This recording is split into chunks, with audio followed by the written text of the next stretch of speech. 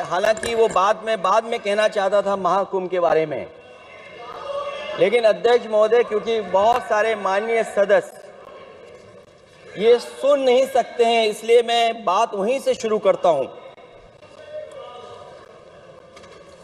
आप देश के परम अभिभावक होने के नाते हमारा आपसे अनुरोध है कि जहां सरकार बजट के आंकड़े लगातार दे रही है, और जब मैंने अभिभाषण पढ़ा अध्यक्ष महोदय, बहुत सारे आंकड़े सरकार ने दिए हैं। आंकड़े देने से पहले महाकुंभ में मरने वालों के आंकड़े भी दे दें। महाकुंभ की व्यवस्था के बारे में स्पष्टीकरण देने के लिए मेरी मांग अध्यक्ष महोदय, सर्वदलीय बैठक बुलाई जानी चाहिए। महाकुंभ आपदा प्रबंधन व खोया पाया केंद्र की जिम्मेदारी सेना को दी जाए। महाकुंभ हादसे के शिकार लोगों की मृत्यु, घायलों का इलाज, दवाइयों, डॉक्टर, भोजन पानी, परिवहन की उपलब्धता का आंकड़ा संसद में पेश किया जाए। महाकुंभ हादसे के लिए जिम्मेदार लोगों पर, महाकुंभ हादसे के लिए जिम्मेदार लोगों पर घोर दंडात्मक कार्रवाई हो। जिन्होंने सच छिपाया है उनको दंडित किया जाए। अध्यक्ष महोदय, हम डबल इंजन की सरकार से पूछते हैं, अगर अपराध बोध नहीं था तो आंकड़े दबाए, छिपाए और मिटाए क्यों गए हैं? सच छिपाना और मिटाना भी तो अपराध है। इसका दंड कौन भुगतेगा अध्यक्ष महोदय? जहां इंतजाम होना चाहिए था वहां प्रचार हो रहा था।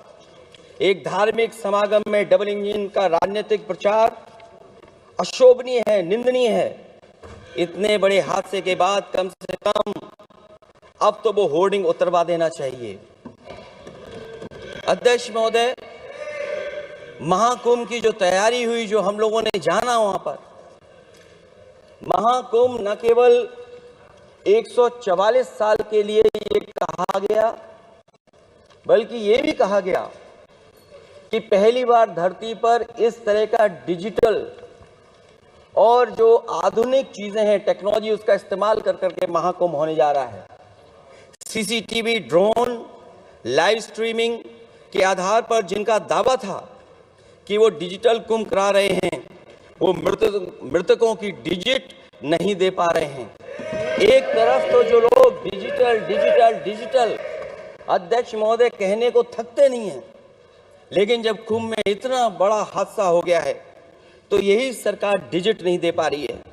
हमारे अपने लोग मारे गए हैं, जिसमें परिवार का हर रिश्ता दिवंगत हुआ है।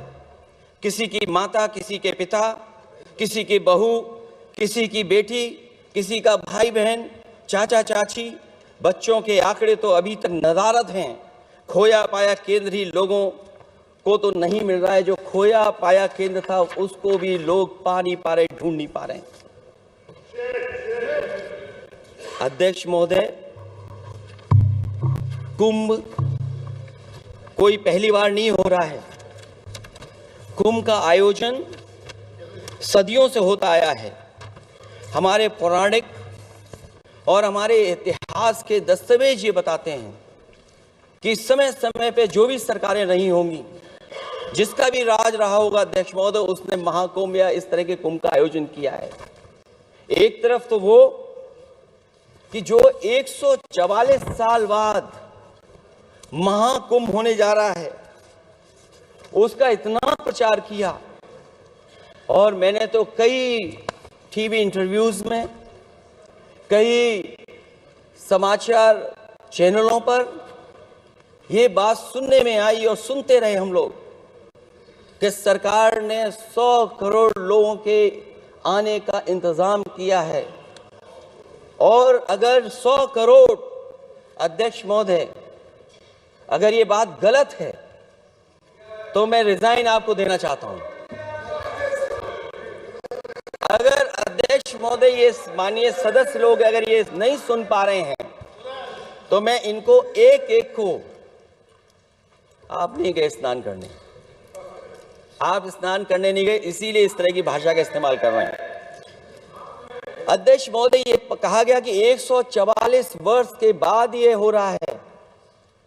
जहां तक मेरी समझ और जानकारी कहती है, जो एस्ट्रोनॉमी और एस्ट्रो चीजों को समझते होंगे वो ये स्वीकार करते होंगे, जो भी कुंभ होता होगा वो 144 वर्ष के बाद ही होता होगा। लेकिन ये कहा गया कि नक्षत्र ऐसे हैं, तो मैं अध्यक्ष महोदय सरकार से कहना चाहता हूं कि सतयुग से लेकर के कलयुग तक ये सनातन परंपरा रही है कि संत महात्मा साधु समाज मुहूर्त के हिसाब से शाही स्नान करते हैं। उसमें नक्षत्रों के हिसाब से जो सहयोग बनता है वही शाही स्नान का मुहूर्त होता है। लेकिन भाजपा के राज में ये सनातन परंपरा टूट गई। पहले सरकार ने संत समाज को शाही स्नान रद्द करने का आदेश दिया, जिससे अनादिकाल की सनातन परंपरा टूटी। और फिर जब देश भर ने ये बात उठी, देश भर में ये बात उठाई गई उठी, तो उन्होंने हाथ से को छिपाकर फिर से आदेश दिया कि अखाड़े शाही स्नान करने जाएं। इससे सरकार ने पावन मुहूर्त के स्थान पर अपने मनमाने समय पर स्नान कराने का आदेश दिया। बात उस दिन या तिथि की नहीं होती है, बल्कि निश्चित मुहूर्त काल की होती है। ये सनातन परंपरा तोड़कर इन लोगों ने अच्छा नहीं किया। और ये क्या परंपरा टूटी है कि नहीं टूटी है, मैं समझता हूं अध्यक्ष महोदय मुझसे बेहतर सामने वाले ज्यादा जानते होंगे इसके बारे में। और जो लोग अध्यक्ष महोदय, जो हम लोगों ने देखा वहां पर लोग पुण्य कमाने आए थे और अपनों के शव लेकर के गए हैं। चमत्कारी करिश्मा तो ये हुआ है, श्रद्धालुओं के शव मिल गए थे, पर सरकार स्नान करने वाले मरने वालों की बात स्वीकार नहीं कर रही थी।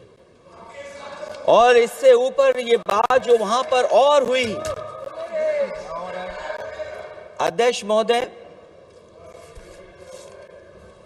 जब ये जानकारी हो गई कि कुछ लोगों की जान चली गई, लाशें हैं जो मोर्चरी में पड़ी हैं, अस्पताल में पड़ी हैं, उसके बाद सोचिए सरकार क्या कर रही है।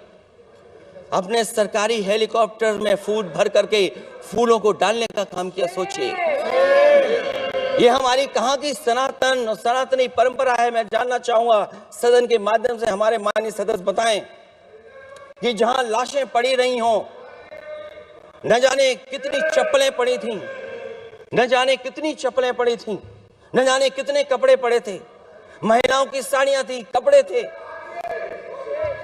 लेकिन उनको कैसे उठाया गया? उन सबको उठाया गया जेसीबी मशीन से, ट्रैक्टर की ट्रॉली से। उनसे उठा करके कहां फेंका कोई नहीं जानता, लेकिन जब उनको लगा कि वहां से बदबू आ रही है, तो यही सरकार के लोग छिपाने लगे हैं। यही आपका महाकुंभ का आयोजन था। और हर बात को छिपाने के लिए न केवल ये लोग मीडिया का सहारा ले रहे हैं, मीडिया का सहारा लेते लेते सुनने में आया है कुछ दवा और कुछ स्वीटनर भी दिए जा रहे हैं जिससे उनकी खबरें बाहर ना आ जाएं। और अगर अध्यक्ष मोदी ये बात सब गलत है मेरी, अगर ये बात सब गलत मैं कह रहा हूं, तो अभी तो नेता सदन को अभी भाषण देना है। और मैं ये बात और कहना चाहता हूं, आप अपने तरफ से जानकारी कर लीजिएगा। हमारे उत्तर प्रदेश के मुख्यमंत्री जी ने शोक नहीं प्रकट किया था। जब देश की राष्ट्रपति और प्रधानमंत्री जी ने शोक प्रकट किया, उसके बाद 17 घंटे बाद सरकार ने स्वीकार किया। अध्यक्ष मोदी, ये वो लोग हैं जो आज भी कोई सच्चाई स्वीकार नहीं कर सकते। इनका रास्ता क्या है मैं नहीं जानता हूं, कहां ले जाना चाहते हैं। लेकिन जब अध्यक्ष महोदय मैंने अभिभाषण पढ़ा है राष्ट्रपति महोदया का, तो वही पुरानी बातें कि 12 करोड़ शौचालय बन गए हैं, 10 करोड़ गैस कनेक्शन हो गए हैं, 80 करोड़ लोगों को राशन दिया जा रहा है, 25 करोड़ लोगों को मिडिल क्लास में शामिल कर दिया गया, न्यू मिडिल क्लास में शामिल कर दिया गया। 80 और 85 को अगर हम जोड़ दें अध्यक्ष महोदय 105 करोड़ हो गए। बच्चों को और जोड़ दें तो सरकार अध्यक्ष महोदय किसके लिए काम कर रही है, किसके लिए काम कर रही है? अगर 80 को राशन दें, 25 को न्यू मिडिल क्लास में जोड़ दें, 105 करोड़ हो गए। और जो बाकी बचे हमारे देश की आबादी जिसको 140 करोड़ बता रहे हैं, उसमें कम से कम बच्चे कुछ तो संख्या होगी, आधी आबादी की संख्या होगी। अगर उसको हम बाहर निकालें तो आगे आज सरकार किसके लिए काम कर रही है? वही बात पुरानी सुनने को मिलती है कि राष्ट्रीय मिलिट्री स्कूल बन गए हैं, राष्ट्रीय मिलिट्री स्कूल जिनमें बालिकाओं की भर्ती शुरू हो गई है। अध्यक्ष महोदय ये एक बता दें जो नया इन्होंने 10 साल के अंदर राष्ट्रीय मिलिट्री स्कूल खोला हो। और कंफ्यूज मत होना, राष्ट्रीय मिलिट्री स्कूल कौन से होते हैं, सैनिक स्कूल कौन से होते हैं, एक कंफ्यूज मत होना। 10 साल में सोचिए अध्यक्ष महोदय, एक भी नया राष्ट्रीय मिलिट्री स्कूल नहीं खोला है। अगर खोला हो तो सरकार जरूर बताए। जो लोग कहते हैं हम ईज ऑफ डूइंग रिसर्च कर रहे हैं, अध्यक्ष महोदय इनकी ईज ऑफ डूइंग रिसर्च हमने देखी है। इनकी ईज ऑफ डूइंग रिसर्च अपनी इमेज चमकाने के लिए और दूसरे की इमेज बर्बाद करने के लिए ईज ऑफ डूइंग रिसर्च चल रही है। ईज ऑफ डूइंग बिजनेस, मैं देखता हूं जहां कहीं भी इन्वेस्टमेंट मीट होती है, देश के सभी मंत्री वहां पहुंच जाते हैं, सरकार के मुखिया भी जाते हैं वहां। मुझे याद है उत्तर प्रदेश में सबसे बड़ा आयोजन हुआ था इन्वेस्टमेंट मीट का। न केवल इन्वेस्टमेंट मीट इन्वेस्टर्स को बुलाया गया था, बल्कि डिफेंस एक्सपो के भी कार्यक्रम कई हुए थे। और अध्यक्ष महोदय भरोसा ये दिलाया गया था कि जो एमओयू हो रहे हैं 40 लाख करोड़ के, उसको जमीन पर उतार लिया जाएगा। मैं इन्हीं डबल इंजन की सरकार से जानना चाहता हूं कि जो 40 लाख करोड़ के एमओयू हुए उसमें कितना जमीन पर यह सरकार उतार पाई है? कहीं ऐसा तो नहीं है कि सरकार के डबल इंजन आपस में ही टकरा रहे हों? अब तो जो खबरें हम लोग पढ़ते हैं, न केवल इंजन टकरा रहे हैं अध्यक्ष महोदय, अब तो डब्बे भी टकराने लगे हैं। सुना है क्योंकि दिल्ली में चुनाव है, आप इंजीनियर की डब्बा हैं। ये हमारे पुराने माननीय सदस्य हैं, आप हम एक हैं, बस जगह अलग बदल गई। जिस विभाग के मंत्री हैं वो हमारा ही काम है, आप लोग अच्छा नहीं कर रहे हैं। अध्यक्ष महोदय, दिल्ली का चुनाव है तो मैंने राष्ट्रपति जी के अभिभाषण में सुना कि यहां पर मेट्रो की जो दूरी है वो दुगनी कर दी गई है, पटरी दुगनी कर दी गई है, एक्सपेंशन हो गया है इतना। अध्यक्ष महोदय, मैं स्वीकार करता हूं दिल्ली का चुनाव है, एक्सपेंशन की बात करेंगे, लेकिन कभी आपने क्यूटो का नाम सुना है? आपने वेनिस का नाम सुना है? मैं अध्यक्ष महोदय आपके माध्यम से, जिसको क्यूटो बनाने के लिए सपना देखा गया था, 10 साल पूरे हो गए हैं, अभी तक वहां पर मेट्रो की शुरुआत नहीं कर पाए हैं। और अध्यक्ष महोदय, मैं ये बात इसलिए कह रहा हूं, अध्यक्ष महोदय मैं इसलिए बात कह रहा हूं कि जिस समय समाजवादी सरकार थी, जितनी भी मेट्रो आज यूपी में चल रही हैं, सब की सब समाजवादियों की देन है, एक भी आपकी देन नहीं है। और इस समय पर मैं याद करना चाहता हूं, उस समय देश के प्रधानमंत्री मनमोहन सिंह जी को जब मैं पहली बार मुख्यमंत्री बनकर के उनसे मिलने गया था, मैं बहुत सारे उनके काम उत्तर प्रदेश के लेकर के गया था। आज वो हमारे बीच नहीं है, लेकिन कम से कम उन्हें इसी बात से याद कर रहे हैं, जो जो मैंने काम उस समय दिए थे, एक एक काम उस समय के प्रधानमंत्री जी ने मेरा पूरा कर करके, और उसका परिणाम ये हुआ है अध्यक्ष महोदय, और उसका परिणाम ये हुआ है कि आज उत्तर प्रदेश में जितनी भी मेट्रो चल रही है, चाहे वो लखनऊ की हो, कानपुर की हो, आगरा की हो, नोएडा की हो, ग्रेटर नोएडा को जोड़ रही हो, दिल्ली को जोड़ रही हो।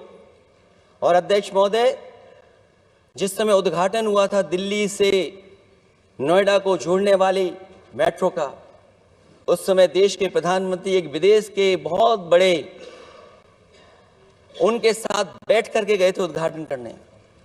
वो अगर किसी ने काम किया था पूरा, तो नोएडा अथॉरिटी और समाजवादी सरकार ने, उसमें आपकी देन कोई नहीं थी। ये बात मैं मेट्रो की इसलिए कर रहा हूं कि जो लोग दिल्ली में मेट्रो बना रहे हैं, वो बनारस में मेट्रो क्यों नहीं बना पा रहे हैं।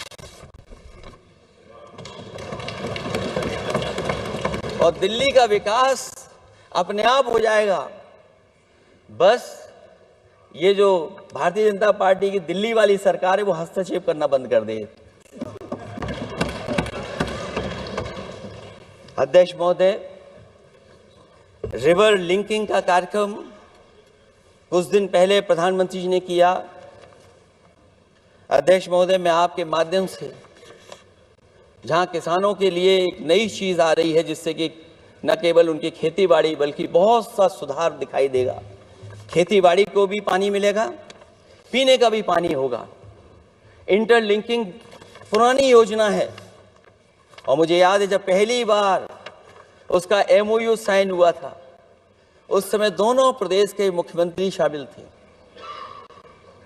लेकिन जब उद्घाटन हुआ है तो दोनों के प्रदेश के मुख्यमंत्री वहां से गायब थे। और वो कारण अगर जानना चाहोगे तो वो कारण भी बता दूंगा अगर आप कहोगे तो। जहां इंटरलिंकिंग हो रही रिवर की, ये अच्छी योजना है। 40,000 करोड़ रुपए आप खर्च करने जा रहे हैं। लाखों लाख जमीन उत्तर प्रदेश और मध्य प्रदेश की सिंचाई के लिए शामिल हो जाएगी। लोगों को पीने का पानी मिलेगा, लेकिन जिनकी जमीन जाएगी, उन किसानों को, गरीबों को क्या सरकार मदद कर रही है? लैंड एक्विजिशन मैंने भी की एक समय पर, और मुझे याद है अध्यक्ष महोदय, जब मैंने लैंड एक्विजिशन किया था, उसमें भारत का ये लैंड एक्विजिशन एक्ट नहीं आया था। मैंने किसानों से बातचीत की थी और किसानों से समझाया कि ये योजना से, परियोजना से क्या लाभ होने जा रहा है। वहां के किसान तैयार हो गए, और उसका परिणाम यह था कि 21 महीने में देश का सबसे बेहतरीन एक्सप्रेसवे और जमीन एक्वायर कर करके हम लोगों ने बना करके दिखा दिया। और जब उद्घाटन हुआ था तो उसमें भारतीय वायुसेना के विमान सुखोई और मिराज को उतार करके हम लोगों ने उद्घाटन किया था उसका।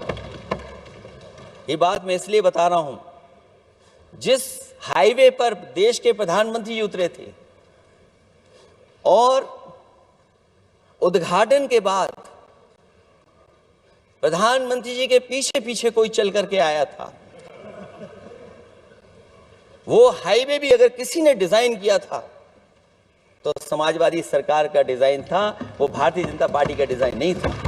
और अगर इनका डिजाइन होता तो उत्तर प्रदेश में कोई नया हाईवे ऐसा बना करके दिखाएं जिससे हवाई जहाज उतर जाए। नहीं तो मैं मानूंगा कि आप जो कह रहे हैं कि आधुनिक इंफ्रास्ट्रक्चर बनाना चाहते हैं, आपकी परिभाषा क्या है आधुनिक इंफ्रास्ट्रक्चर की?